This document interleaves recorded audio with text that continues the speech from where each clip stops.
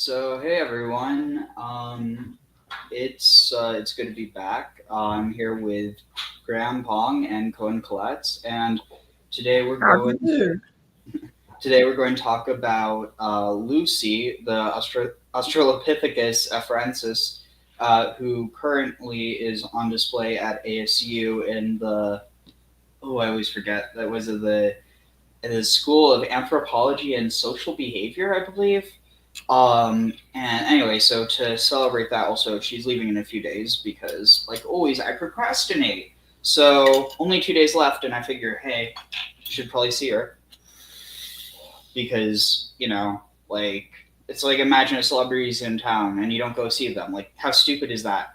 I mean, I guess to be fair, some celebrities are really overrated, but like this is basically, for lack of a better term, like a long lost cousin. Like, this is family. Like, wouldn't you want to see family?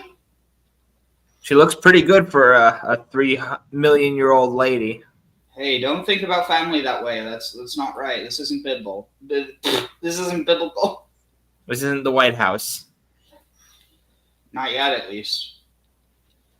I was going to say, I've never felt the urge to see Justin Bieber when he's been in town. So, I passed on some celebrities over the years. Yeah, when I was young, I was at like a mall, and apparently, the stars of Twilight were there, and me and my mom had no clue what Twilight was. And after I found out what it was, I honestly cared even less. Sorry if you like Twilight. Like I should have seen Noam Chomsky speak when he came to the U of A, but I didn't. I didn't. Come on. I mean, I think he has some pretty shit takes when it comes to like Russian imperialism, but I mean, besides that, like, honestly, I'd go to hear people I don't agree with. I mean, I think he's pretty bright when it comes to linguistics. But anyway, like you were saying, we could always. Hey, Jevin. Thanks. Yeah. Um, take care. Also, love this. This is an original Ooga Booga. But yeah.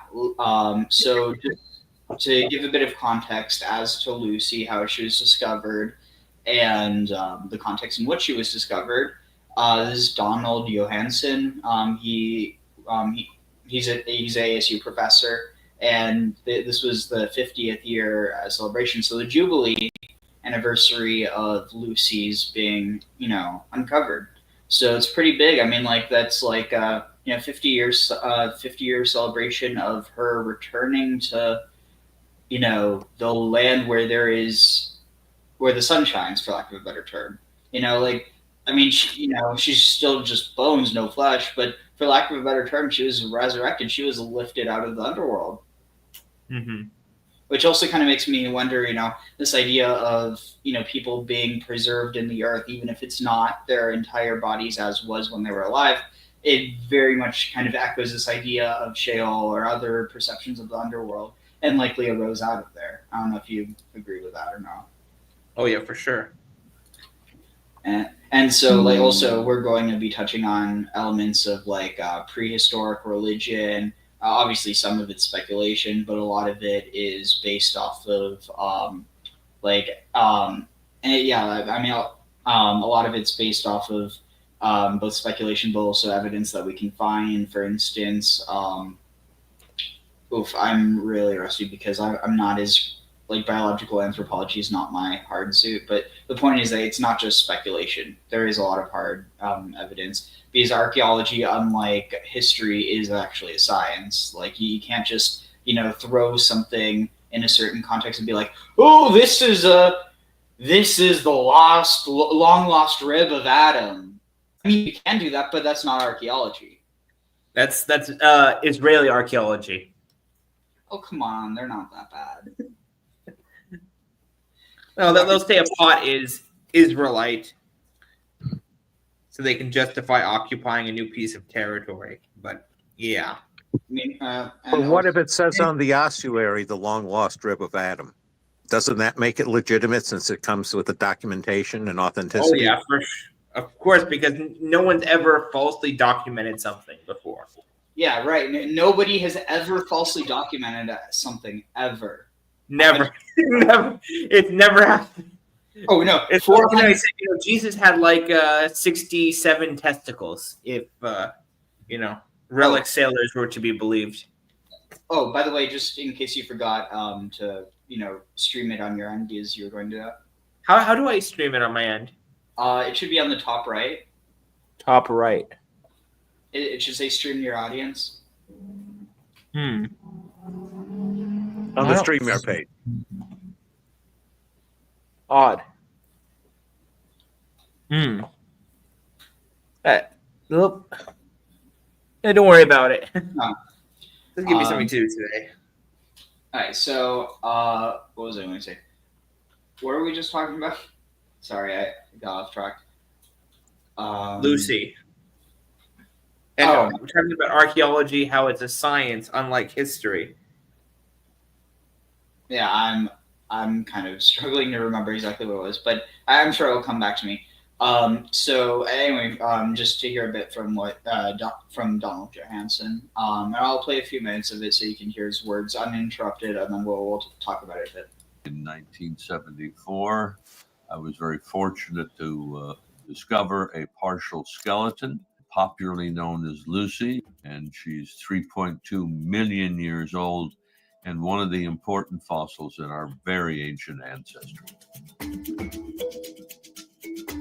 This area where she was found is known as the Afar region, named after the local tribal people, the Afar people, in Ethiopia. It was terra incognita when I began working there in 1972. Also, side note, I know I said I wouldn't interrupt, but Afar is the Semitic root Afar. I'm starting to really want to learn Arabic. I mean, I always did want to, but The point is, yeah, afar in Arabic, it also means like dust or earth, or is that just Hebrew? Does afar mean dust or dirt in Arabic? Afar Yeah. mean dust. Yes, does it? Let Afar. me look it up. Afar. because I'll get back to you on that. Oh, I'm setting my my Arabic linguist to work on that.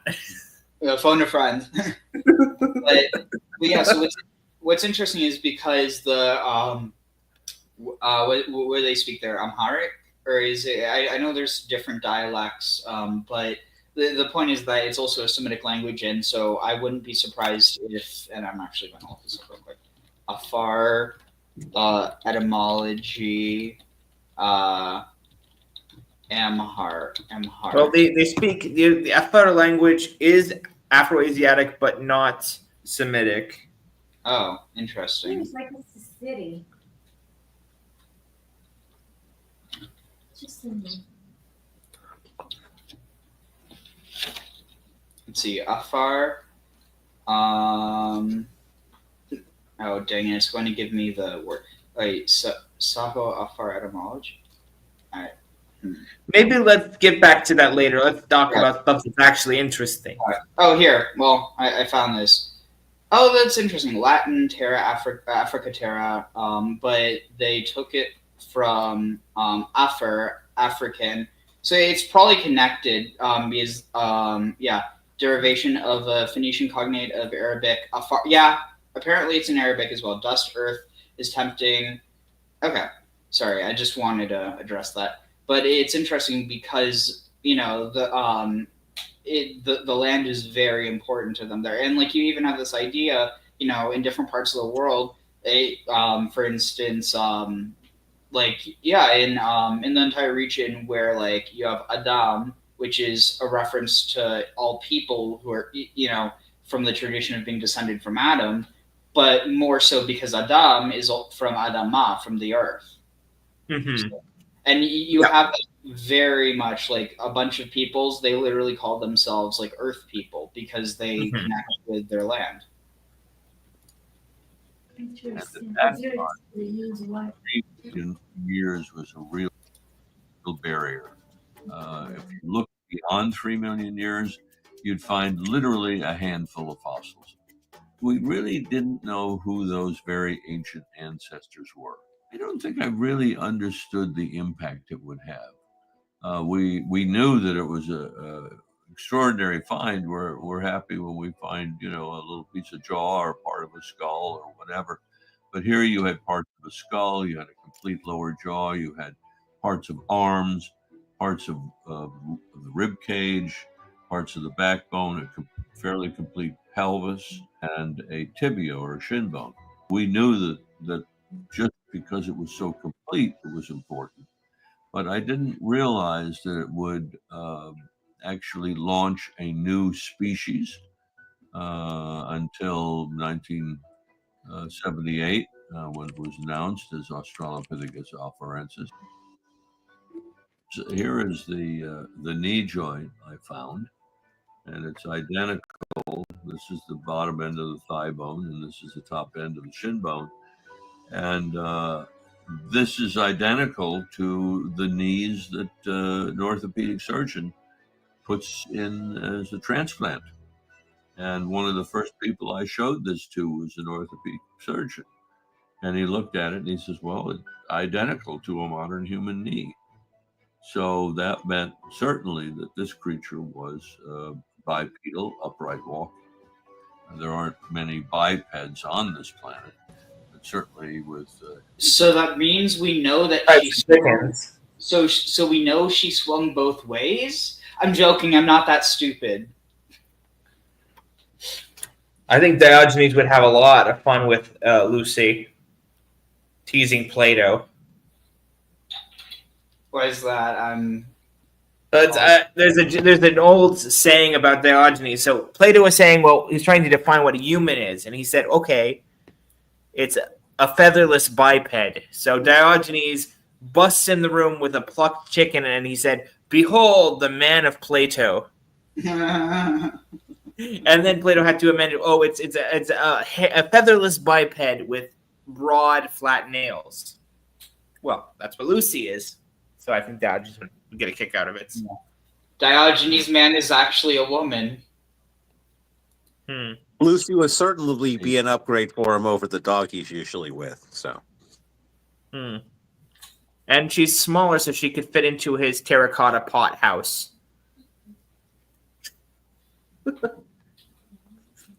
I'm trying to. Is that what you call Polly Pocket? Okay. Well, I guess like like a pocket sized. Well, I guess let's get to the point of what it is to be an Australopithecus, because the deal with discovering Lucy was for us. We are discovering this intermediate step where it is very clearly manifesting physical traits of humanity that we can see. They are upright. Nowadays, we know that Australopithecus was capable of working with stone tools, all these sort of things that chimpanzees couldn't. Yet the position of this more intelligent, upright walking ape was still not at the top of the food chain. And I think it's very significant that period where humans or our ancestors had intelligence, but we're basically powerless in our environment, or more powerless in our environment for shaping our psychology, especially around religion. Interesting. That's a really good point, because so like it also just makes me think, because like the food chain, like it's really like a food cycle, and then what we think of as a food chain is like a food hierarchy, because even the like the meanest, toughest predators in the wild, like the apex predators that nobody can touch, eventually they die and they're eaten by other things, even down to the lowest microbe. That's true. I think more relevant to this is like today we have a hard time, I guess, in many cases, of understanding the idea of gods as such, because we have this assumption that we as humans are the highest, most powerful being in existence. This is a luxury that our early hominid ancestors didn't have. There were many predators who would easily overpower our ancestors. There were the lions, there were the saber-toothed cats, there were these giant baboons that would apparently hunt and eat early hominids. So to give you an idea, and we weren't the only species of, there were multiple species of humans around in multiple times in history. And another interesting case that I saw from, History of the Earth documentary is talking about when a Bengal tiger was brought to London and accidentally escaped from its cage, it grabbed a human boy, like a normal, modern 19th century boy, and carried it out to start eating it. And that sensation of powerlessness, of being predated upon, had such a profound effect on that child that he never developed like a normal human today. Wow. That's horrifying. So, just one thing before I forget, and I think Graham might have some thoughts on this, but like, do you think these, this idea of different human species and, humans kind of not being at the top kind of also correlates to like elements, and again, not to say that it's like definitely from it, but at least that it could be related to that, like certain stories, in different mythologies of like different races or whoever, and then people like end up trying to misappropriate that onto different Homo sapien ethnicities, but that maybe it originally could have been referring to different species of humans. It seems to me very plausible that a lot of early human folklore around these human-like creatures may have started out as other species of humans in our cultural memory.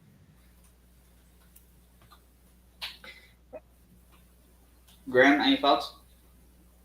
Yeah, I was going to say that's definitely the case for some places with the some of the little people. Like in Indonesia, they have old stories that are very consistent with the idea that there were, another, smaller species of hominid, like living in the forests or such. And no, Lucy, to the best of my knowledge, I don't think they consider her part of our direct chain. That was more of a period where the hominids, diversified into a bunch of different species, because that's one of the patterns that you see throughout history is, what I call the octave, the idea that, once you have an example, it starts diversifying, and then you have some sort of evolutionary pressure that culls it down to the survivors. And then you have to start over and the process repeats. Okay. Yeah, and then the other thought I was having is, so like do you think that and again, I don't know enough about all these different traditions, but at least with the monotheistic traditions, do you think that the taboo around mixing things, or kind of like the idea of the Nephilim, has to do with this idea maybe of different species of different human species intermingling and breeding with each other? No, I think that's definitely, certainly a viable interpretation. Again, when you're coming down with the, the whole interpretation of, Genesis 6, and the idea that, it's just who are the fallen angels. And one of the theories is was a pre-existing race of humans. Again, which is consistent with a lot of these ideas of previous species and such. Okay. Yeah. All right, let's continue a bit more. Billion of us on the planet, it's been very successful. And all of the hallmarks, all of the anatomy of that bone suggested beyond doubt that creature was walking upright. So this was a human ancestor.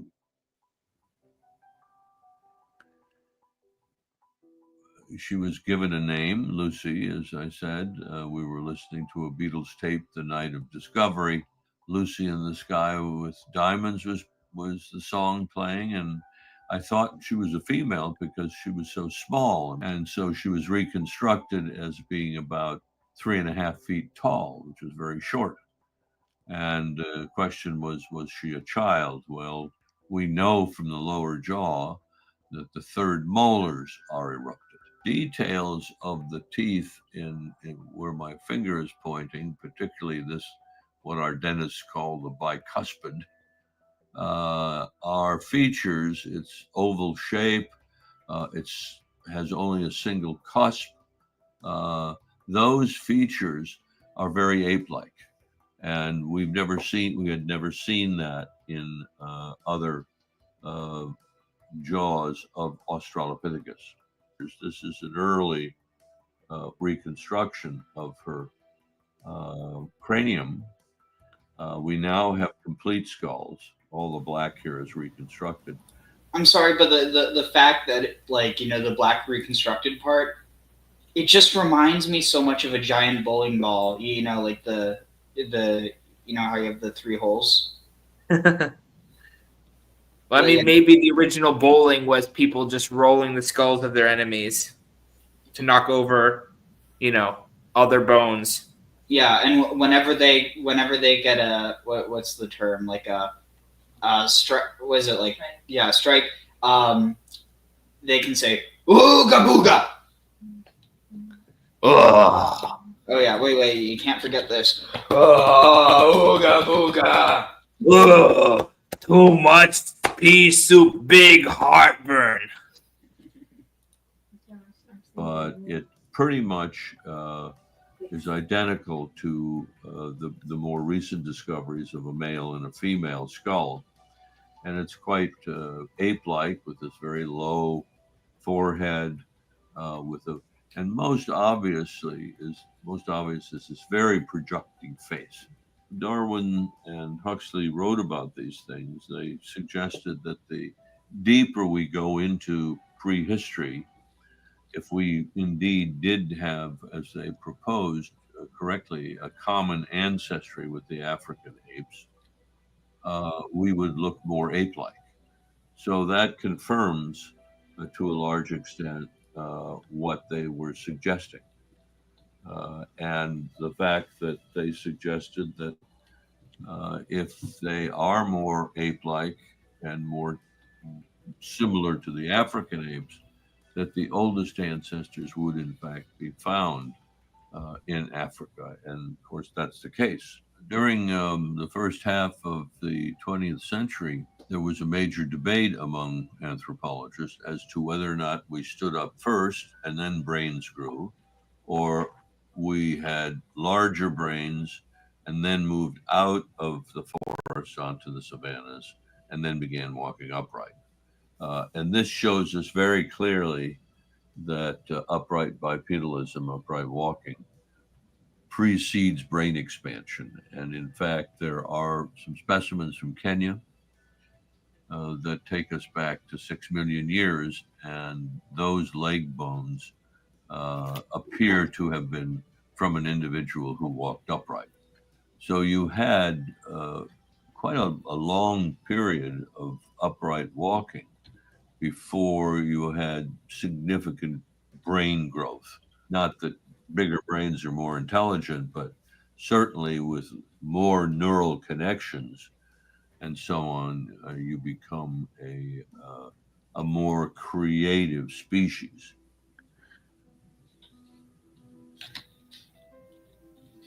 I didn't know the impact it would have, not just on the science. We've just had a celebration at the Institute of Human Origins where scholars came from around the world, and whether they were studying teeth or studying locomotion or studying brain size or whatever, they presented papers showing how that discovery influenced the trajectory of their research. I traveled back to Ethiopia in January to visit research going on at Hadar, where Lucy was found, and we all went and visited the exact spot where I found her on that Sunday morning. And I found her because I looked over my right shoulder and recognized a little bit of arm bone. And the thought that went through my mind was, if I'd looked to my left, I would have missed her. And my life would have been incredibly different.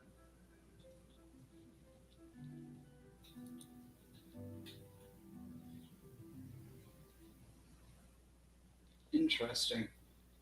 So, I'm going to get going in a few minutes, but what were y'all's thoughts on that? I think Well, it's. Oh, go ahead. No, you go first, Graham. I've been hogging the mic for a while. I was going to say one aspect, it's not so much brain size that tracks with intelligence, it's the surface area of the cerebral cortex, and that becomes a function of the folds and such. That's why, the human brain has all the folds. You have different animals with cerebral cortexes that are very, very smooth with much less surface area. And just wanted to throw that one in there. I have some thoughts on the environment and evolution, but go ahead, Cohen. Well, I was thinking about, the reality of how so many things happen by accident, how fortuitous certain things are.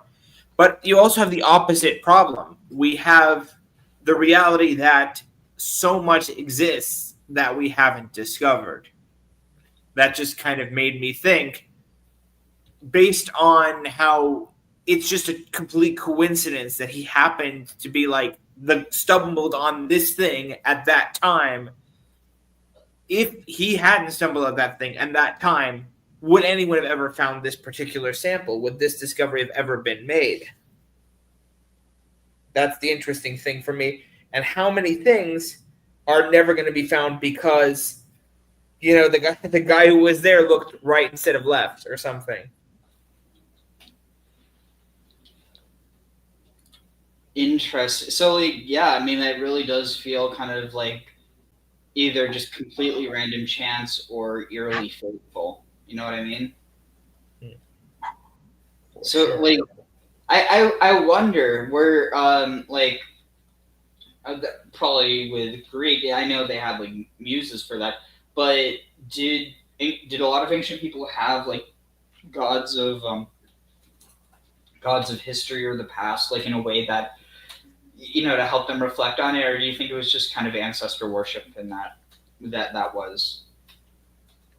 I know that ancestor worship was extremely prevalent in most ancient societies, at least literate ancient societies. In the Semitic world, for certain, also among the Egyptians, people think of the pyramids and these mortuary temples as just being like tombs for the pharaoh. But no, these were sites of active ancestor worship for pharaohs. They had a priesthood that would carry on for thousands of years worshiping this dead pharaoh, and they kept records of histories in that capacity.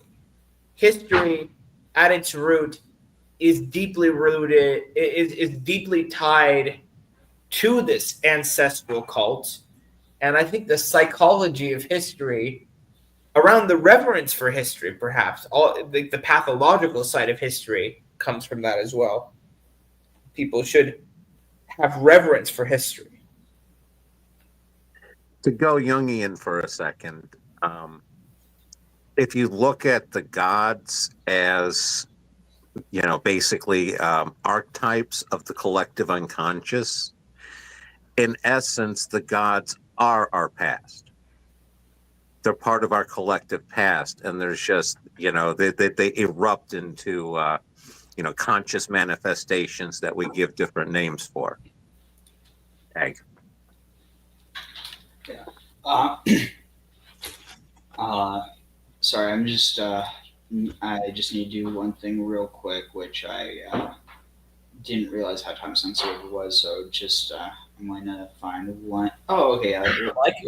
We can carry the conversation. Okay, sure. Okay, so what I was gonna say, to play off his idea of Jungian archetypes, like obviously Jung is very speculative, but it is very clear that there are many human cultural, commonalities that are almost universal among the world's cultures in terms of religion, religious patterns, the worship of fertility deities, and dying and rising gods. You see them in diverse cultures from around the world.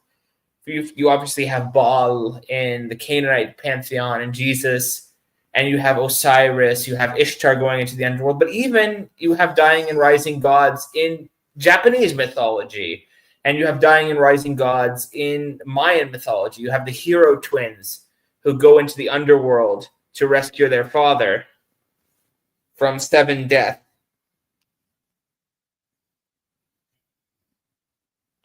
So the point I was trying to get at is there must have been something in our human heritage, our shared human ancestry, that could be as far back as Australopithecus, that informs the way that human psychology processes our experience, that causes us to infer different patterns about the divine and manifests in the way we engage in every aspect of culture and human life. Oh, definitely. I was going to say one that I think you can see for certain is the various, aspects of the male-female gender patterns and how that has changed over time. Because the successful breeders are the ones whose techniques and, methods are the ones that are going to propagate forward.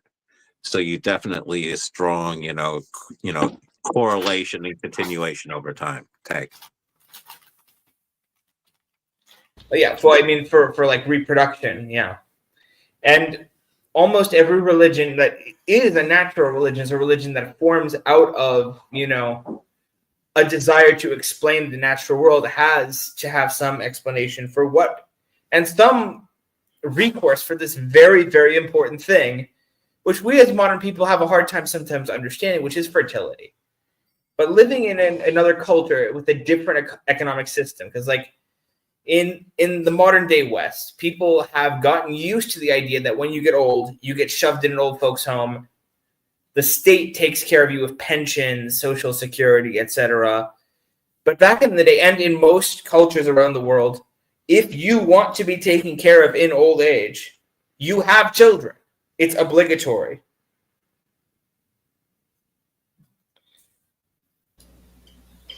Interesting. And It makes sense. Sorry, can you continue? I was going to say the other thing that every religion has to deal with is the invariance of individuals.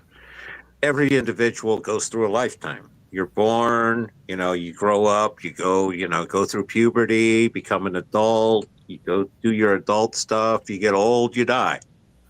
And regardless of where you're born or what year, that's going to be the same for everybody. And any successful religion is going to have to accommodate that and give meaning to that for the individual.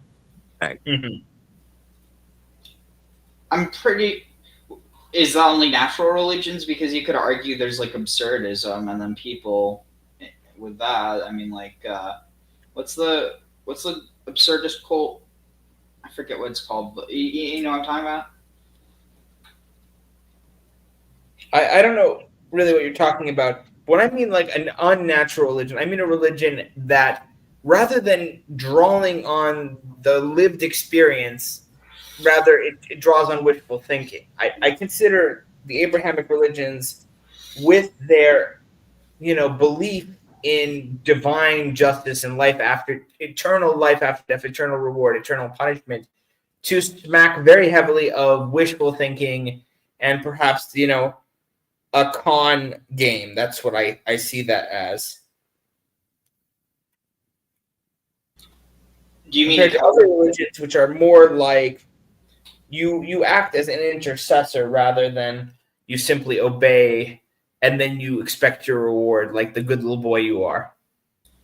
Well, you said a con game? Are you sure you don't mean a cone game? But yeah, I mean, I think you definitely have elements of that with every religion. It's just to different degrees, and so obviously there's some where it's not really an element at all. But I do think that a lot of it, at least in Judaism, was borrowed from Persian and Greek influences, because before that, you had Canaanite tradition. Mm-hmm. Well, where death is sort of like you just go into the earth. That's what it is.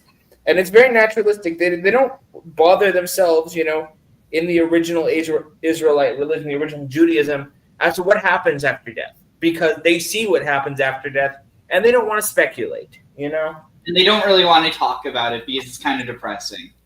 Yeah.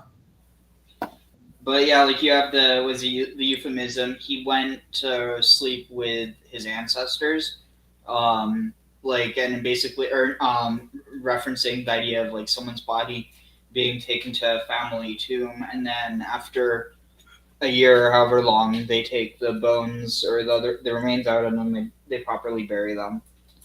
Mm-hmm. That's different than sleeping with the fishes. Yep. Yeah. It's funny, I was thinking the same. Oh, you were? Yeah, the sleep with the fishes part.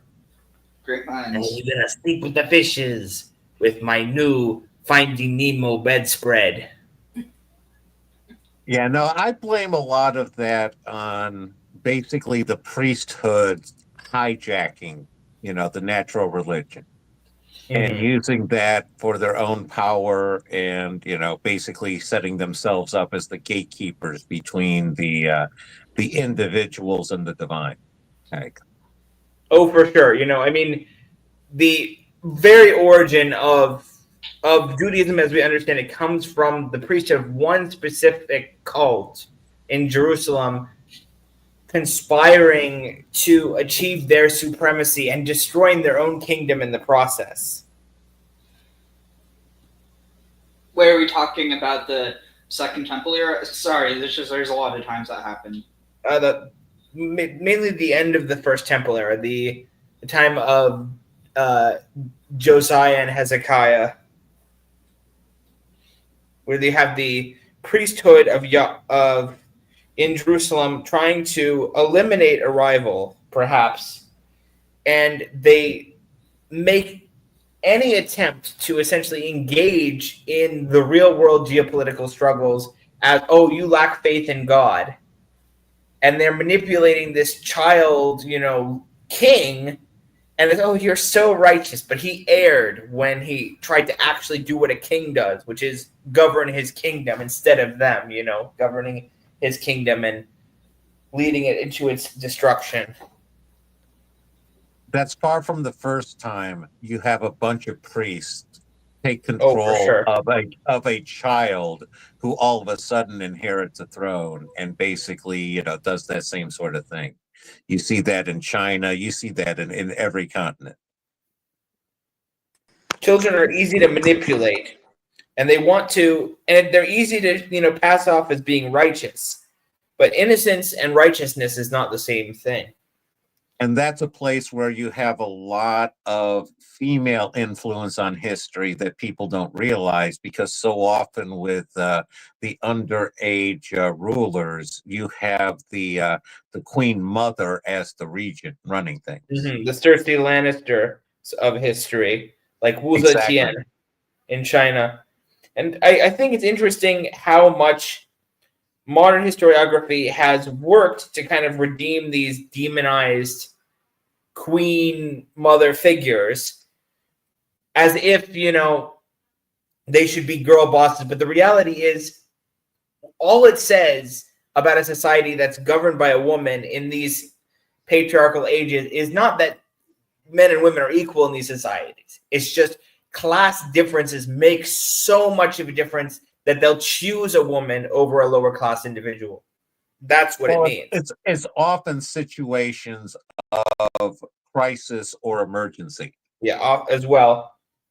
And Not always, quite often you'll see, because you're in a situation of crisis and emergency, when you see a queen or a female take a very prominent role, you often see a change in government or dynasty afterwards.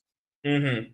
Yeah, like with the end of the Tang Dynasty in China with Precious Consort Yang, and she brings her hairy Turkish boyfriend to court and makes him the emperor's favorite. You get this again and again and again. Of course, there's a certain degree to Cleopatra in which, Egypt is a good example. Cleopatra. I had a whole class about Cleopatra. And it's interesting how there's two sides to it. They're either cursing her as being this horrible Eastern sorceress corrupting Mark Antony, and then there's the other side that are like, oh, she's a girl boss. She's so, she's perfect. They're smelling her farts as if she wasn't this brutal dictator herself, just like any of the other world leaders at her time. I don't understand why people don't have trouble reconciling she was both at the same time. Yeah, exactly. Now, if you want to see an example in Egypt of the other side, you're going to have to go back to the beginning of the 18th dynasty with Tetisheri, who was basically the matriarch of the whole 18th dynasty. So she would have been I'm assuming she would have been like the wife of the dead Sakanenreta, and the mother of Ahmose and Kahmose, who were so instrumental in driving the Hyksos out of northern Egypt. Yeah, she was basically running the government and running the capital and everything while they were out out with the army doing things. And then you had a husband that died, then you had a son that died, and she kept everything and holding it together until they could finally drive the Hyksos out. And that's example. That's just a different example of an exerting female power. I think a much more positive example. Tag. Yeah, well, I will say that there is going to be positive and negative examples, and a lot of times, what people judge as positive and negative has nothing to do with morality, but everything to do with circumstance. Agreed. Is it the best thing to be as a leader is not to be good, it's not to be wise, it's not to be brave, it's to be lucky. Yep, that's Lefty Gomez of the Yankees. I'd rather be lucky than good. Anyway, so getting back to the topic of early hominids, or I think there's an interesting concept in how much history happened before history. Because it's not as if, all the peoples in the world got together and said, you know what, we're going to wait until some scribes start marking little notches on clay tablets in Sumer to start doing the things that humans do that make history. And through these greater archaeological discoveries, anthropological discoveries, we have been finding these incredible historical events that are making huge impacts on history that you can't know about from like written sources because they're before written sources. Good example that I heard about recently was they discovered evidence of a genetic bottleneck at around the time of the Neolithic Revolution, where 95% of males, but just males, died off in Eurasia and Africa. And they assume it was on the basis of a war, but that would have been a truly catastrophic war that, like nothing else in human history, to cause that level of casualties. I was going to say that those bottlenecks and all, I'm not sure how much they're interpreting things properly, where it's a matter of, that the current ones, you certainly had the genetic replacement, but that doesn't necessarily imply any sort of violence. No, but they did also find a lot of archaeological evidence of extreme violence concentrated around that time, like mass killing. I saw the same report, and a lot of that would correspond with the idea of Indo-European spreading and conquering invasions kind of thing. Well, of course, like people groups are still following the same kind of behaviors that they were known to do from the historic period in the prehistoric period. The difference is we can't know all the details in retrospect. And I think it's interesting. Go ahead. In light of that, people in antiquity were very, very certain in the belief that there were civilizations that came before theirs and came before the ones that we know were before theirs, because obviously the Greeks and the Romans knew that the Egyptian civilization was far older than theirs. You can read in Diodorus Siculus, he's talking about, how ancient Egypt was, but they were also aware there were civilizations before our age, before the age that they talk about. And, the iconic example of that being, I don't want to sound like a conspiracy theorist, but they talk about Atlantis being an example of, they have like these different ages of mankind. It's a unsubstantiated thing, but it's an interesting feature that people could be aware that there could be a civilization. How would we know it exists if we haven't found it, Yeah. No, definitely. No, that's one of the things that it's kind of my specialty in, sort of the pre-flood, pre-ice age civilizations. And one of the ones, if you want to avoid Atlantis, that name, you can go with the Tamil with Kumari Kandam. Because they have the same sort of ancient records that they come from, again, the Indian continent, which is entirely a separate case than anything from the Greeks and all. Yeah. Well, it's just interesting to note, how long human culture existed before quote unquote civilization started, and how little actually does survive from antiquity in terms of preservation, and actually how little you can actually. I think one of the things is that people don't realize about archaeology is the resource problem.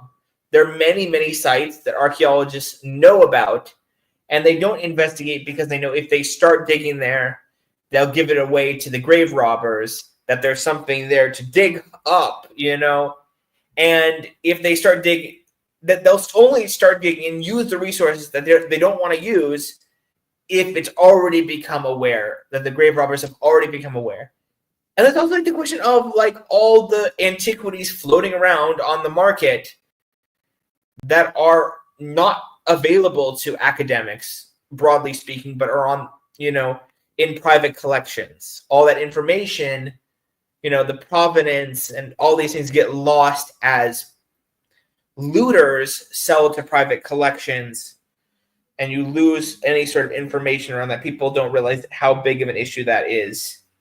I was going to say, in the antiquities market, you got the looters issue, but I sit there and I would not want to bet whether more or less than half of the items on the antiquities market are forgeries. Well, that's one of the issues with it, is if you don't have an official person doing it, it's very easy for a forgery to kind of get slipped in there. And if you know what you're doing, you can make a forgery. Like if I wanted to, I could make a forged, Judean pillar figurine. I could make an antique Canaanite text saying whatever the hell. That's where they dupe those Hobby Lobby people out of millions of dollars on their fake Dead Sea Scroll, fragments. They got actual ancient parchment. They made it palimpsest, cleaned it up and faked it up.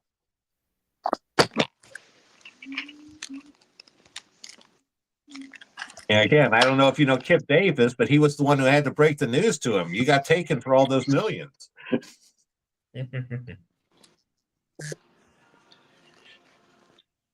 Now, I don't feel too sorry for the Christians who get scammed in the antiquities department, though. So, guys, doesn't that go as far back as Queen Helena, mother of Constantine? Wasn't she the first Christian who got duped in the antiquities market? Well, like she was a big one for that because of the relics. As I said, Exactly. Jesus with his 67 testicles. Well, I like that he had like 6 or 7 foreskins going around at one point. Mm-hmm. So, guys, look at her. Isn't this just wild? Wow.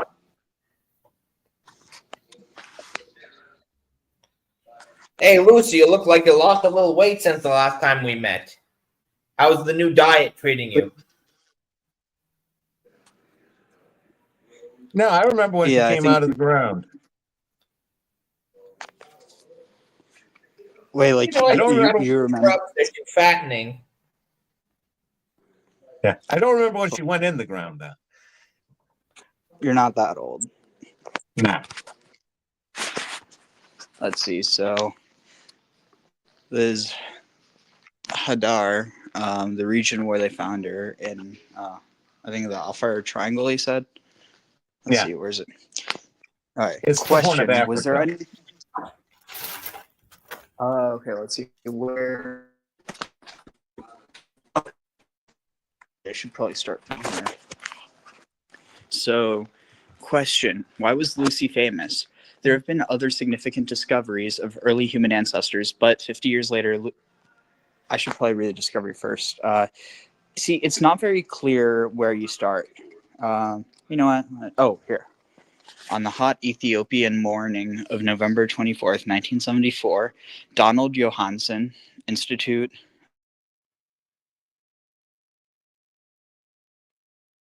of Dorawat. Huh?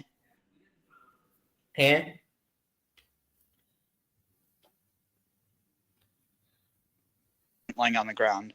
The fossilized arm bone and some of the several hundred other skeletal pieces that he and his team uncovered during the next 3 weeks were the remains of a 3.2 million year old female human ancestor, popularly known as Lucy. The discovery rocked the scientific world and transformed our understanding of human evolution forever. Much more has been learned about human origins in the 50 years since Lucy was unearthed, but she remains perhaps our most well-known ancestor. So I don't know if they're saying that she was actually an ancestor. Maybe I'm misconstruing it.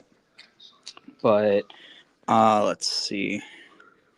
Where is it? Okay, so question: who is Lucy? She is a female adult early human ancestor who lived 3.2 million years ago in Eastern Africa. Around 47 individual fossilized bones that that comprise about 40% of Lucy's skeleton were found in 1974 by Donald Johanson, then curator of physical anthropology with the Cleveland Museum of Natural History. She is the best known example of a species of human ancestor called Australopithecus afarensis, primates whose members are ancestral to modern humans or are collectively related to humans are known collectively as hominins. Why is Lucy important? At the time she was found, Lucy was the earliest human ancestor or hominin yet known, and the most complete and best preserved specimen.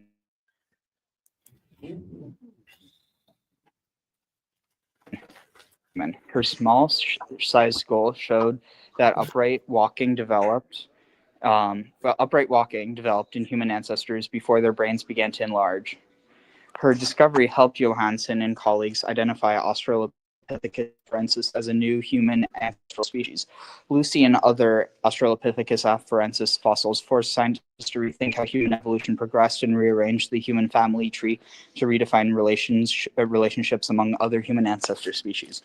Question: how was Lucy named?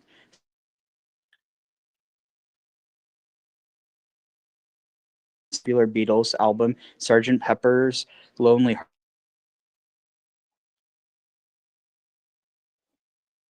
Heartman suggested naming the hominin specimen Lucy. Lucy's scientific designation is AL2881, a reference to the specific Afar locality where bones were found and the index number for the specimens. Lucy is also known by her Ethiopian name Dinkinesh, which means "you are marvelous" in the local Amharic language.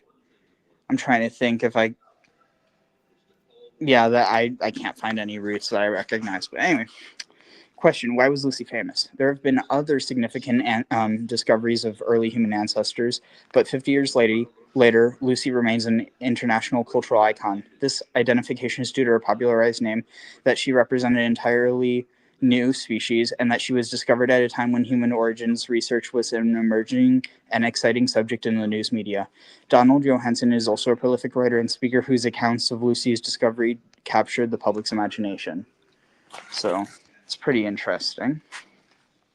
Let's see.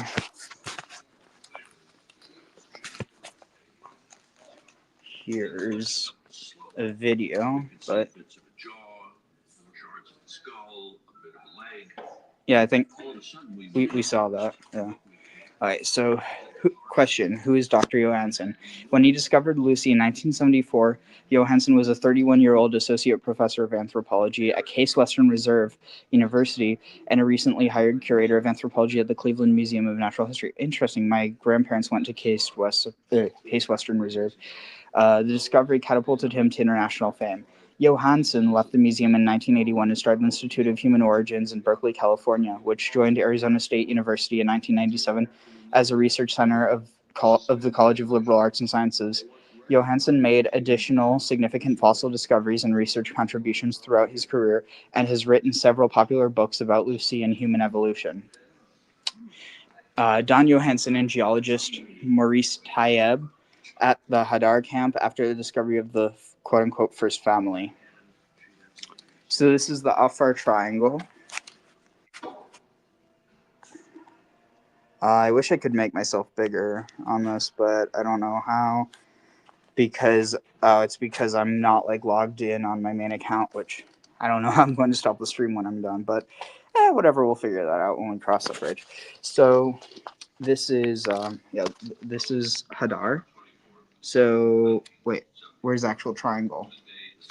Oh, here they show the triangle. Let me pull it up so I can see. Unfortunately, I mean, I guess, people watching this, they could always zoom in on my part here, but yeah, it's not the most ideal, but whatever.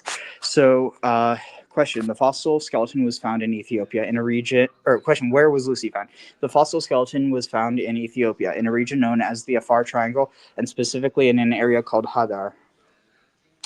Map of Africa showing the Afar Triangle and location of Hadar where Lucy was found. Question: why look there? The human lineage began in Africa. where the earliest hominins split roughly 7 million years ago from ancestors shared with chimpanzees, our closest living relatives. The Afar Triangle is at a juncture of three plates of the Earth's crust that are moving away from each other, gradually splitting the African continent apart. Just like Europeans. I thought that was funny. Hmm. Uh, what was it? The geologic activity and erosion in the Afar have exposed long buried, very old layers of rock. Those upthrusted, that's a funny word, sediment layers hold fossilized bones of numerous species that lived in the region as long as 6 million years ago. The layers and fossils allow scientists to see changes over long periods of time, helping them better understand human evolution. Don Johanson and his graduate student Tom Gray excavating Lucy's skeleton. I'm guessing Don Johanson is the one who is wearing a shirt, but I honestly don't know. I really don't know. Question. Why was Lucy the only one of her kind to be found? Beginning in 1973, Donald Johanson and his team found the fossil remains of numerous adults, adolescents, and children dubbed the First Family at Hadar, near where Lucy was found. All these individuals belonged to Lucy's species, Australopithecus afarensis. The fossil curation from the Hadar site, including Lucy and the First Family at the Cleveland Museum of Natural History, where the detailed study of the fossils was conducted. All right. One moment. I have my scooter over there. I just want to check on it every now and then. Not that anyone's going to take it, but yeah, it's good. I'm going to get some water. But any thoughts in the meantime? I'll say that it seems like it's very, very superficial, the information that they give to the public at these kind of museums. Well, they're trying to educate the unwashed masses, and Yeah, I know. you got to start at a fairly low level for them. You know, my thought is the significance of the Horn of Africa, and like they were talking about with the plate tectonics there, you've had several different periods where the Red Sea has basically dried up, and you also have the Green Sahara pump that's gone on and off over the years. So you got a situation where you're getting hominids driven, in and out of Africa with easier and more difficult passages with the Red Sea there. And don't know how much that played with Lucy's timeline, but certainly was significant in human history. Heck. So, yeah.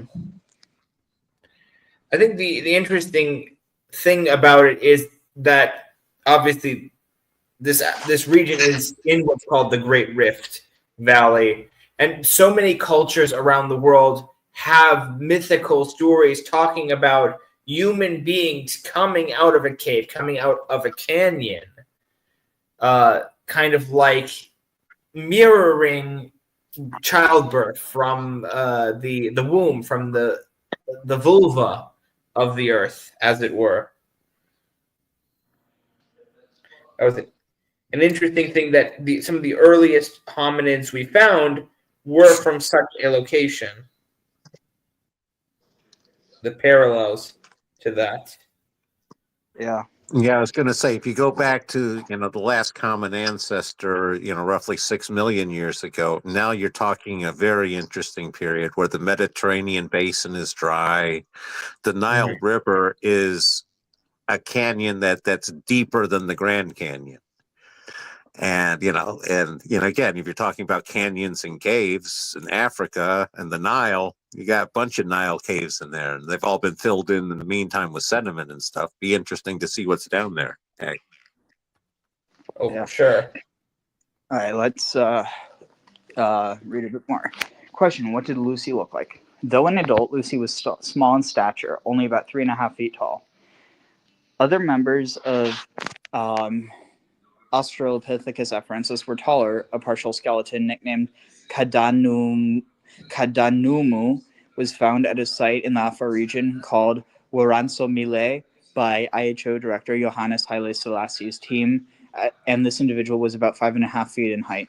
The size differences between male and female members of Australopithecus afarensis, one example of a condition called sexual dimorphism, is comparable to that in modern ape males and females. The degree of sexual dimorphism of a species can indicate how its members interact in social situations, such as selecting mates. The sculpted reconstruction in this exhibit and the accompanying skeletal cast are the most scientifically accurate depictions of Lucy's appearance. The amount of body hair on Lucy can only be reconstructed based on what is known in our closest relatives, the chimpanzees. What was Lucy's habitat like? Judging by the sediments in which Australopithecus afarensis fossils have been found, and by the animal fossils that are in the same layers, Lucy and her kind lived in mosaic environments that had different habitats ranging from gallery forests to open woodlands to grasslands. At Hadar, where Lucy and the first family were found, there was a large ancient lake and rivers and deltas with forest, woodland, floodplain, grassland, and dry grassland. At Laetoli, the environment was drier than at Hadar and other Australopithecus afarensis sites, with bushland, open woodland, grassland, and seasonal rivers. Analysis of the chemical composition of Australopithecus afarensis teeth indicates Lucy's species ate a diet including fruits, leaves, grass, and sedges. That suggests Lucy and her kind were generalists who could eat a variety of foods and adapt to changing environmental conditions. So that's a reconstruction of Lucy's habitat 3.2 million years ago. That doesn't make sense. That's not a habitat reconstruction. That's, I think someone. I think they were eating too many of the wrong sedges. Sedges. Oh. What occurs to me is, how did they know that that's Lucy's hair color? Again, Yeah, I'm randomly curious there. They even said that it's just an estimate based on the closest living relative, the chimpanzee. Yeah, Gotcha. but for all they know, she was a ginger. That's what I was thinking. No, But, she may have been a platinum blonde. Somehow, I really doubt that. But what was it I was going to say? Oh, yeah. I've never heard the word fleshed before. Fleshed construction of Lucy at the Institute of Human Origins. All right. So, Flesh. yeah. Question: Flesh. How do we know? Flesh for the flesh god. How do we know Lucy walked upright? Various anatomical features in the bones of Lucy and others of her species show that Australopithecus afarensis was a habitual biped, adapted for regularly walking and running on two legs. Those features include an S-curved spine to absorb impact and improve balance, inward angled thigh bones to place the knees directly under the upright body's center of gravity, knee bones that allow full extension of the leg during walking, arched foot bones, and a bowl-shaped pelvis. Sorry, I expected you to say bowl-shaped pelvis.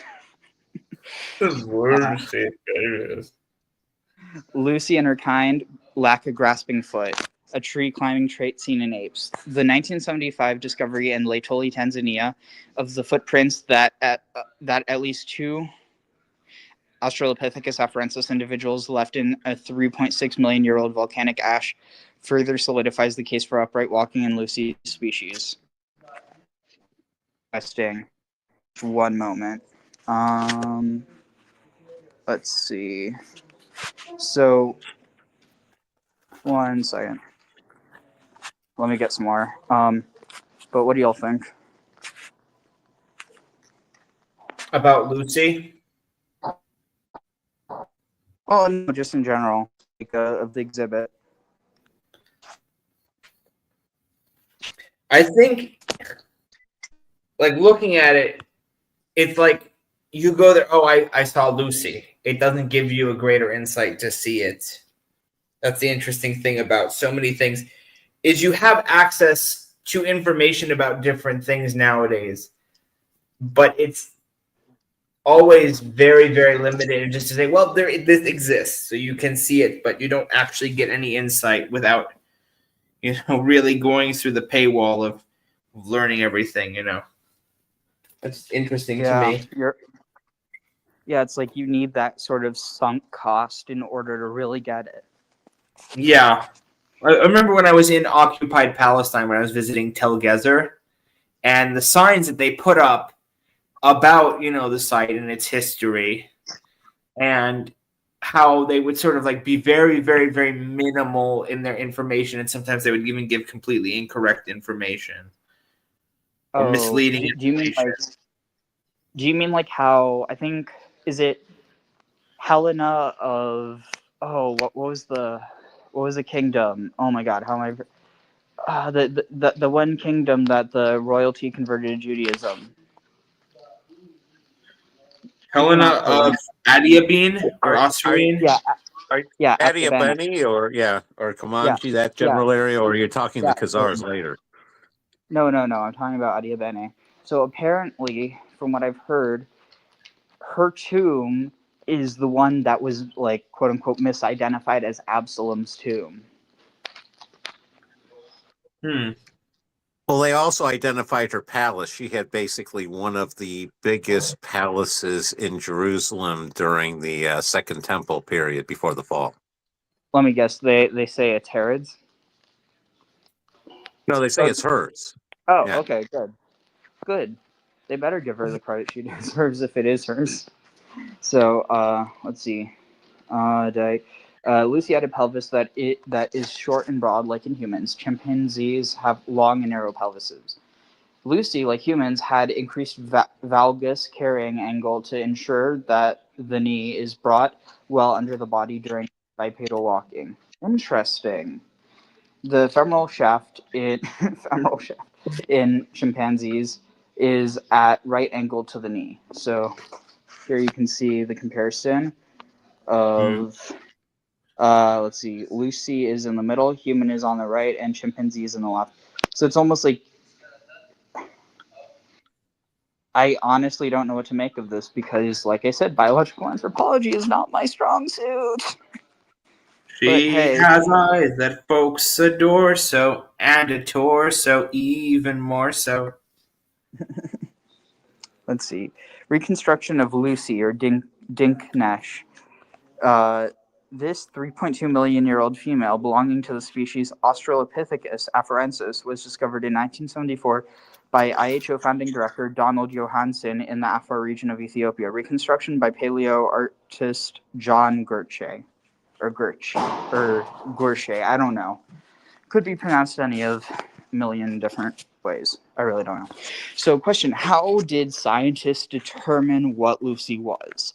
Well, they didn't just look at her and say, "Duh, this is Eve." That would have been a pretty dumb take if they did. In 1977, Johanson and paleoanthropologist Tim White gathered at the Cleveland Museum of Natural History to compare the 3.2 million Lucy and wait, 1 second, right here. 3.2 million year old Lucy and first family fossils from Hadar, with casts of relatively similar looking but older 3.7 million year old early fossils that White and paleoanthropologist Mary Leakey Leakey was found at Laetoli, Tanzania. The question they wanted to answer was whether the fossils represented one or more hominin species and whether they were something already known to science or brand new. Johanson and White found a distinctive mix of primitive and more modern features in Luciana relatives, fossils that are in between apes and humans, such as relatively large canine teeth, protruding jaws, and small brain capacities but bodies built for upright walking.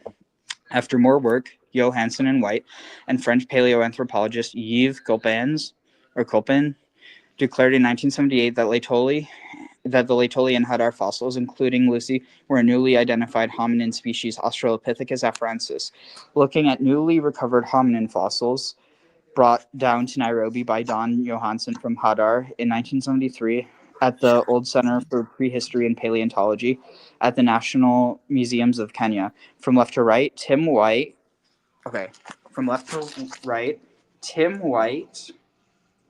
Richard Leakey, Bernard Wood. Oh wait, sorry, I messed that up. Okay. Tim White, this guy, Ted Richard Kaczynski. Leakey. What? Nothing. Maybe if you mix him with Dahmer. But anyway, so you have Tim White, Richard Leakey, Bernard Wood, and Don Johanson. So, oh, and the photos by Bob Campbell. Question: how do scientists know how long ago Lucy lived?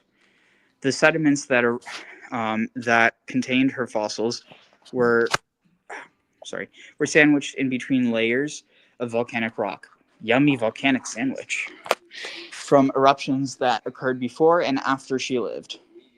Volcanic rock contains radioactive elements that decay at a predictable rate, like a stopwatch counting down the minutes.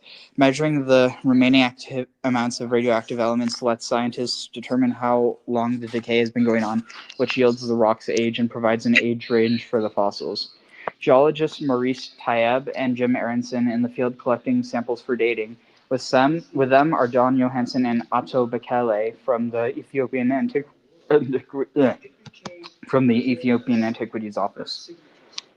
So I'm going to guess that Maurice Taieb is the one wearing a keffiyeh, or like a, head wrap.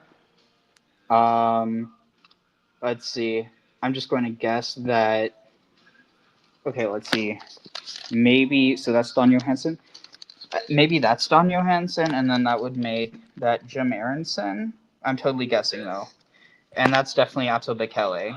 I mean, like, not to typecast, but like I have no doubt about Atto Bekele being. Are you sure that's not Johansson?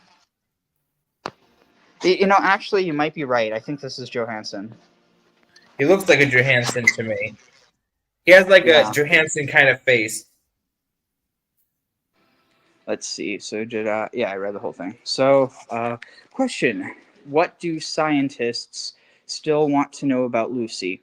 Did Lucy's species retain some aspects of tree climbing behavior, and to what degree did Australopithecus Afarensis style of upright walking differ from modern humans?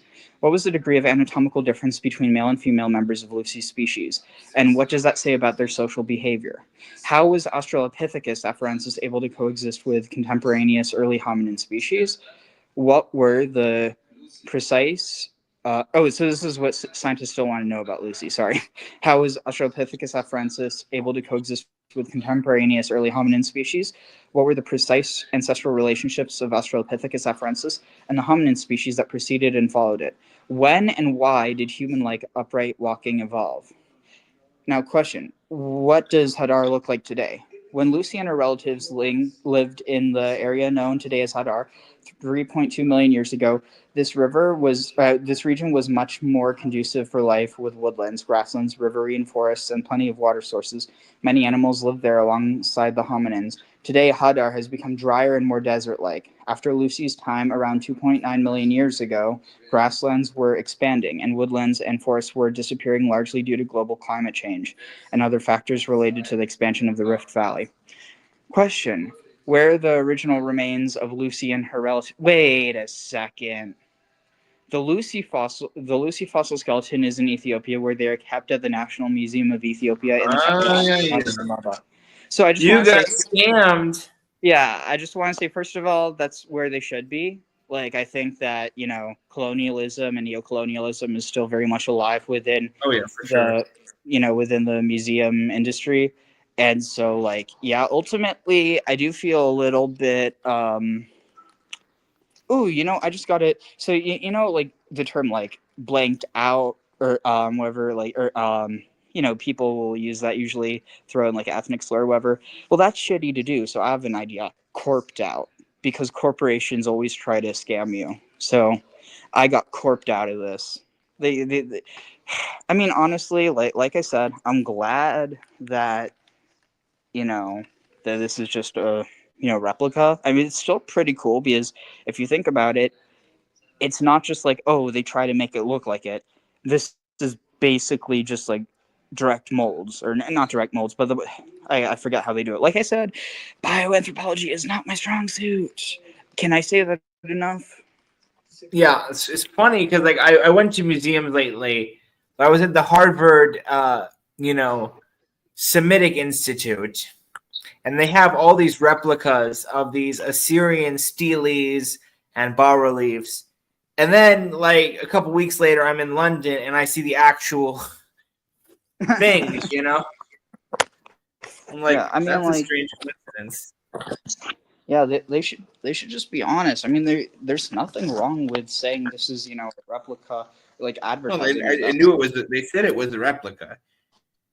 I think probably it should be repatriated to Iraq, though. Obviously. Now here's Oh, my totally. question. Can you, if you go into the gift shop, can you buy your own casting of Lucy and take her home and have some fun with her? Just you and Lucy alone at home? Lucy in the Sky Graham. with Crystal. Yeah, have a Graham, nice evening with Lucy, so to speak. Graham, I'm going to choose to interpret that in the best possible way I can. Well, everybody should always interpret things in the best possible way. We don't live in a society that, anyway, here, I'm going to finish reading it because I just realized the only way I can stop the stream is to get back home. So I think I've read most of it. Okay, yeah, so the Lucy fossil skeleton is in Ethiopia, where they are kept at the National Museum of Ethiopia in the capital, Addis Ababa. The ASU Institute of Human Origins retains a cast made from the original molds of Lucy's bones. So this is Don Johanson, an Institute of Origins.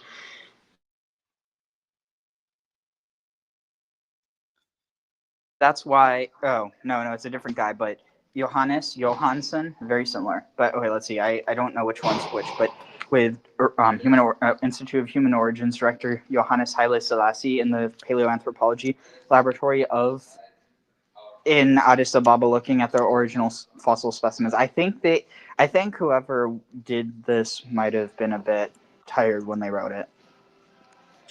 The laboratory in Addis Ababa. Oh, maybe the Paleoanthropology Laboratory of Addis Ababa in Addis Ababa, and they just didn't want to say it twice. I don't know. Choosing to interpret it the best possible way. Looking at the original fossil specimens. Don Johanson at the National Museum of Ethiopia, giving a tour to a group which traveled from the United States. Interesting. That's like 100-year anniversary or something of something on her shirt. Anyway, so here, this is on the left is female, on the male is right. That's actually kind of interesting because doesn't that track with like magical traditions of like female being left and male being right? I really don't know about that. Graham might. Ask Graham. Yeah, that is the traditional. It's female left, male right. Interesting. Kind of cool when you. Okay, this looks actually like really, really, really cool. How do I? Wait, oh, right here. Take photo. I don't know. It just looks like super. Use photo. I don't know. It's just really fire. I don't know. I like it. Wait. What the heck did I just do? You're a brick. All right. So here we'll start with modern human Homo sapiens.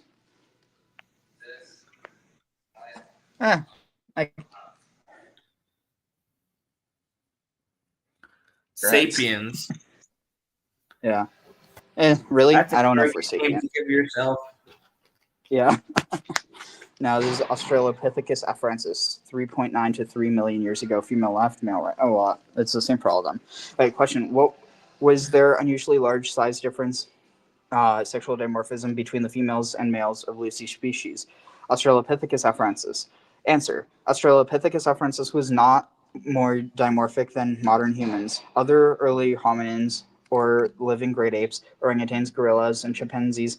Here, female and male representatives of these groups are displayed. Compare the size difference between females and males of these groups and another fossil hominin, Paranthus robustus. Was Lucy's species more dimorphic? If your answer is no, you are right. All specimens displayed here are plastic or plaster replicas. Okay, so it was, what was it? Paranthus paranthus. This one, robustus. So this versus wait, okay. Size difference between size difference. Oh wow. Yeah, that's a huge difference. The Huge male is mandible. yeah. And They know that one of the things about sexual dimorphism is the more sexual dimorphism you can tell, like what they mean by telling the mating patterns is when the male is much, much larger than the female, it's going to be a non-monogamous species where the one dominant male has all the females. If the female and males are about the same size, it's monogamous. interesting. But yeah, the gorilla, the male's a lot larger. Same with the orangutan, at least with the front teeth you can definitely see. And what about the sapiens? I was going to say, and if the females are bigger, then that's going to be the other way, where the Exactly. it's going to be a female oriented. Yep. Well, like with Yeah. the hyenas, I was about to female say. hyenas are pseudopenises. I was Yeah. also thinking like bees and the hive and such. Yeah. Let's see, how do I do this? Take a photo.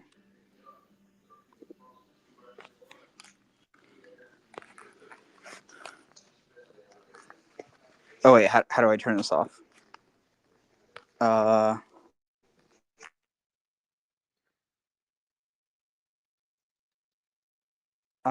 the funny thing about the sexual dimorphism about humans is we're kind of in between the two extremes, which allows the possibility for monogamy and for polyamory. Oh, right, and here's Hadar today, and it's beautiful. So what I'm going to try to get home in time before my class, and can you guys still hear me? Yeah, I can still hear you.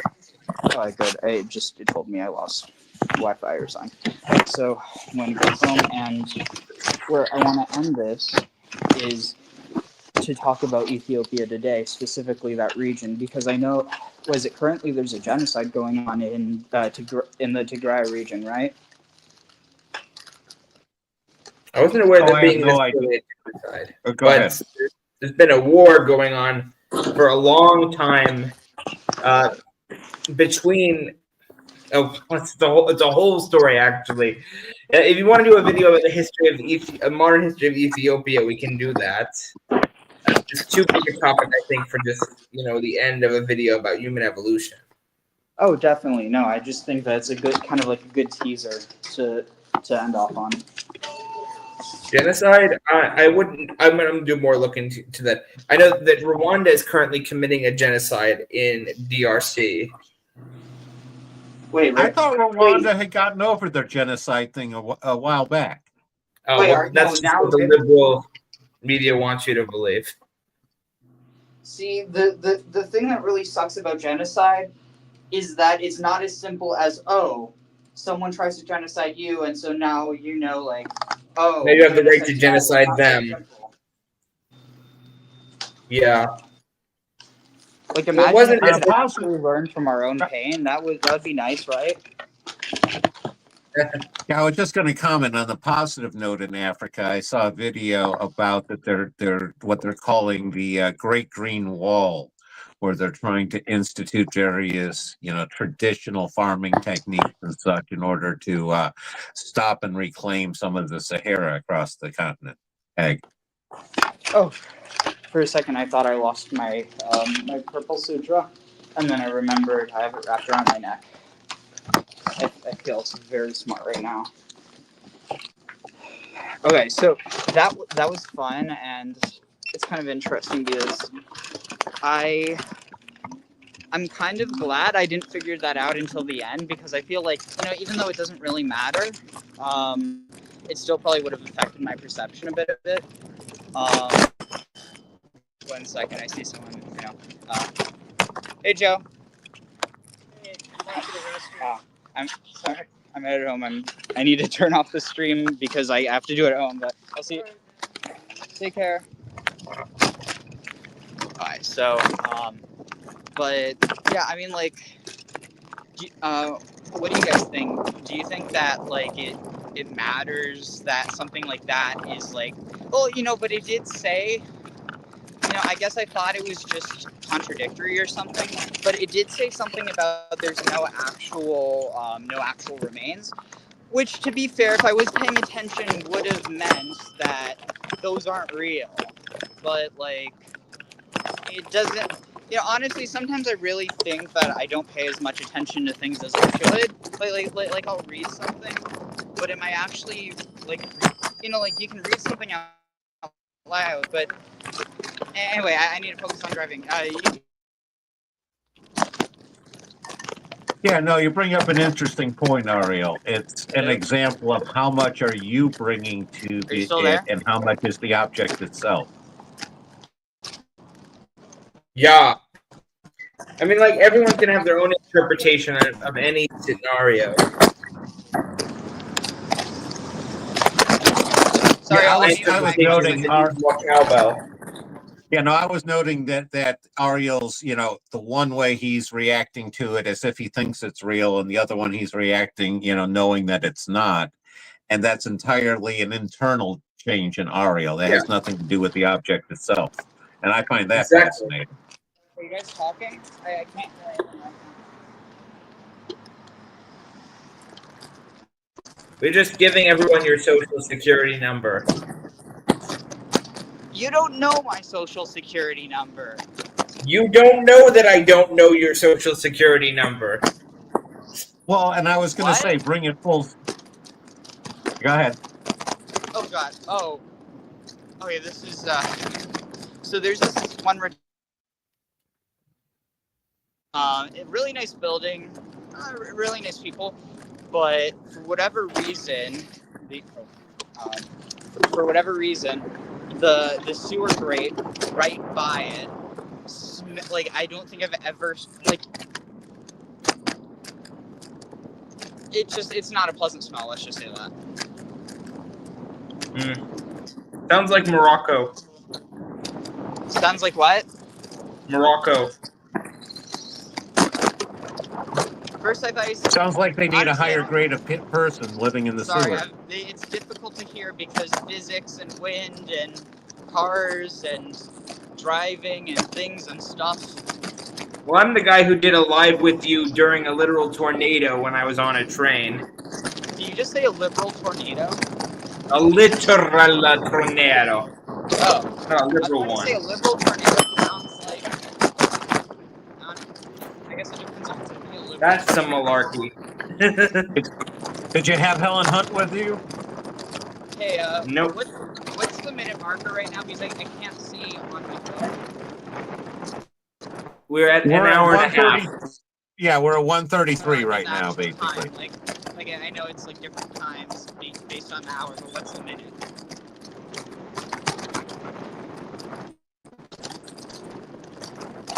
Uh, 44. 44. Okay, sweet. I'm good. Yeah. So, from what I am aware, there is a genocide, and I'll take back what I said if I'm wrong. But last I heard, there was a genocide going on in Ethiopia. That was like sparked by ethnic conflicts between two cultures, and there's not really been a lot of media coverage of it like, at all. And I don't know, it's kind of interesting because, like, while, it's definitely important that people pay attention when shit's going on, I feel like it's too easy for, because most people only become aware of stuff because of the media, unless there's, like, social media now. But for the most part, it really seems like it's only a focus on one issue at a time, whether that's genocide, whether that's, like issues with health, whether that's issues with the environment. It honestly seems like, I don't know if it's intentional or not, but like the media just makes people incapable of holding more than one concept in their mind at the same time. I don't know. There are some people I'm kind of wondering if they're even capable of holding one concept in their mind.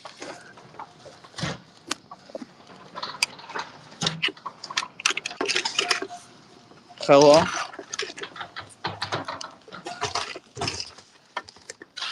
You guys there? Yes, we're still there. Oh, sorry. Just difficult because sometimes the internet's spotty coming in and out. All right, sweet. I am home and I can tell. All right. All right. After. Yikes! Echo.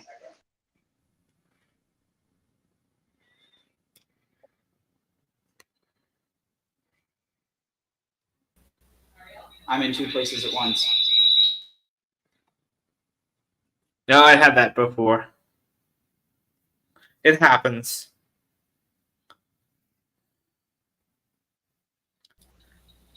All right, so right, I need to. How do I exit? All right. And note to next time, log in on my main account because otherwise I have to come back. Hopefully there isn't an issue. Let's see. So let's see. Ethiopia genocide. Am I hallucinating this? Am I from some sort of alternate universe? Okay, this is scaring me. This was 2 years ago. What the? You ever have something where just time goes by so quickly? Yeah. Feels like just yesterday that I was, sitting down for dinner and having, shawarma.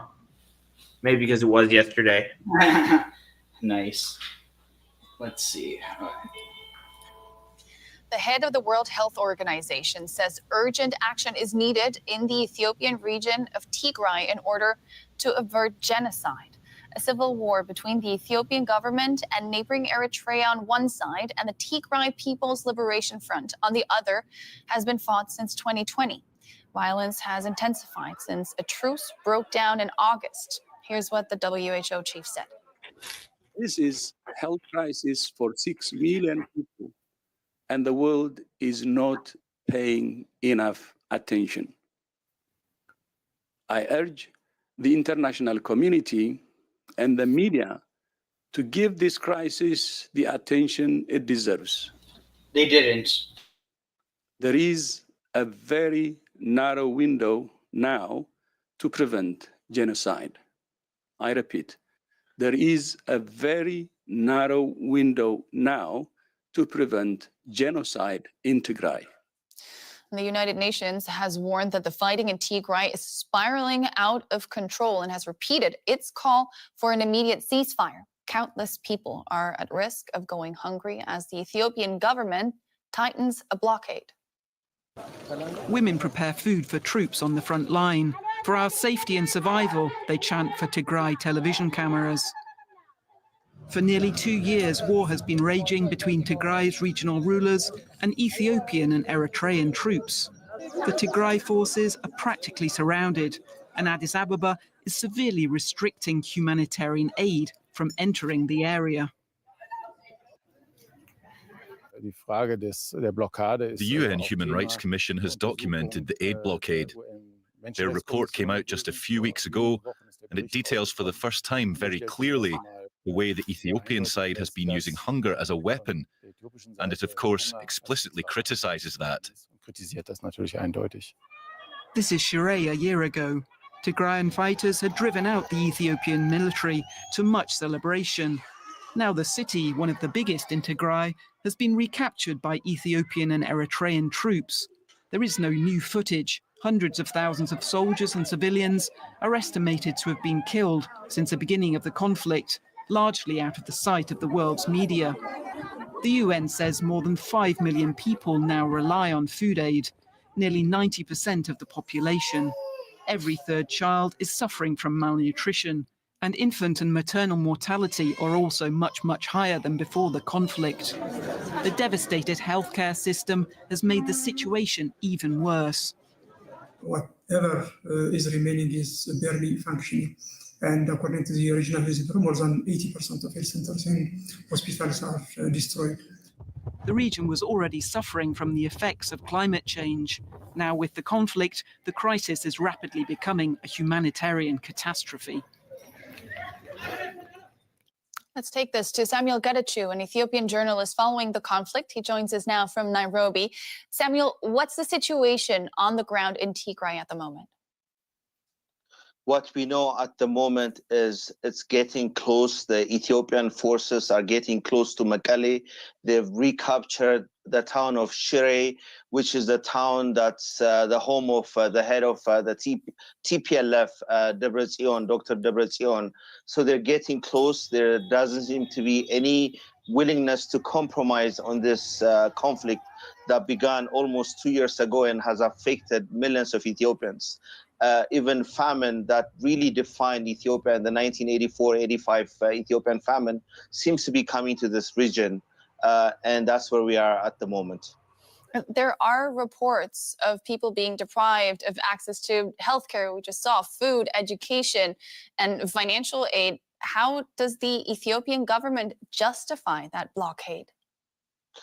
Well, the Ethiopian government is blaming TPLF, and TPLF is countering the argument that it's them that's preventing aid from arriving to the region of Tigray. It's not just Tigray that's been affected by this conflict, it's also Amhara and Afar. But the Ethiopian government has said once they capture towns like Shire and Alamata, they're going to open a humanitarian corridor to assist the people that are really suffering as a result of this conflict. They have also said part of Amhara will be accessible to organizations like WFP to ensure that food aid would finally arrive to this region that has been deprived much of the basic humanitarian need that's really needed in this region. Eritrea has become a major player in this conflict. Can you explain what the neighboring country's role is in all of this? Well, the Ethiopian Prime Minister a year ago said that the Eritreans are getting involved to really fight for their interest. He has said from Parliament that there is fear that they might take over or they might really outreach their borderline and come to Tigray and really disturb, or the TPLF might come to Eritrean side and really disturb the interests of Eritrea. So he's been saying that they're only involved to really keep their interest intact. But the TPLF has been saying that they're involved trying to perhaps, create some kind of genocide. But the Ethiopian government has insisted that's not why they are involved, but they're involved to really keep their interest intact. But again, this conflict, I have to highlight, has really affected millions of Ethiopians. The UN has been echoing the problem in terms of how many millions have become victims of this really violent, war that began 2 years ago. And it's not just affecting Ethiopia, but thousands of Ethiopians have been heading to the Sudan looking for some kind of safety net that's really not available at home. Yeah, peace negotiations have been postponed just recently. Is there any hopes of reaching a compromise through negotiations and reaching peace? There has been rumors that they're going to have some kind of peace negotiation happening in South Africa. The last negotiation that was to have taken place in South Africa, the former president of Kenya, Uhuru Kenyatta, has said that he wasn't consulted enough to really push this negotiation to move forward. The TPLF has been saying that they haven't been consulted in terms of their logistical support that's needed to transport them to South Africa to really sit down with the Ethiopian side and agree on some kind of ceasefire. But there is a uniform understanding between both sides that this war, unless it's stopped or slowed down, is going to be affecting millions of Ethiopians on both sides. Samuel Getachew speaking to us from Nairobi. Thanks. Wow. The thing about those kind of news stories is they only give you the barest, level of details. It's German, of course. They don't tell you the details of the historical background. They just want to make you have this basic anxiety. Everything's going wrong at once, but they don't give you any context. They don't give you the information to have an informed opinion. Just to stress you out. That's their goal. If there's one thing Germans are good at, it's definitely causing anxiety, especially for Jews. I mean, it's better now, but You know, for the sake of the joke. They don't want you to have an informed opinion. They want you to have their opinion. Hey. Well, they want you to, in these cases where they don't care what opinion you have, they're just going to say, there's something bad happening. We're not going to give you enough information to have an opinion about it in any sense. And in other words, click on us, give us money. Yeah. But yeah, so, oh dang, I was going to try to finish off on like 144.44, but whatever. So, any last thoughts before we finish up? Everyone on this call is gonna die. Everybody who drinks water is going to die. Yeah, I was going to say, one of the questions they didn't answer was, what was Lucy's favorite color? So, I'm guessing probably Technicolor or some sort of like rainbow blend. I don't know. I don't know. Did she even have color vision? That's an open question. Wait, you think that they only had black and white TVs back when she was around? No, they definitely had color. I saw the Flintstones. That was in color. Shockhead Flintstone, abba dabba dabba doo doo doo. From the town of Springfield, he's about to hit a chestnut tree. Dope. Anyway, but yeah, definitely check out Cohen Kletz's channel. I'll link it in the. I think it actually is linked in the description already. And Graham, are you ever going to make a channel? Probably at some point. We'll see. All right. Well, when you do, let me know, and I'll try to at some point go back through all of them and just add your. Anyway, but yeah, and until next time, and I'm glad that we could do this because Lucy. Actually, because they're not the actual bones. I have to imagine that they're staying at ASU. They're just probably taking the exhibit down. But whatever. I'm so glad I got to see it, and you know what? It's sometimes. We live in a world where replicas are very common, and at the end of the day, if something has to be real for it to have meaning, then does it have meaning, or are you letting it dictate what you think? I don't know. I'm just saying shit. Anyway, on that note, let's finish this off. So until next time. Have an AI boyfriend. What? Let's have an AI boyfriend. Where'd that come from? Oh, why do you need the real thing when you can have a copy? Oh, right. No, but in that case, it's not like that. That's like totally a facsimile. It's not like, it's not like something that's like basically, like a mold of something is the same exact shape, whereas something is just, we could debate about the philosophy of this another time. Anyway, okay. Until next time, take care, everyone. This was fun, and definitely going to do it again sometime. So, let's see. Until next time. Yeah, but do town.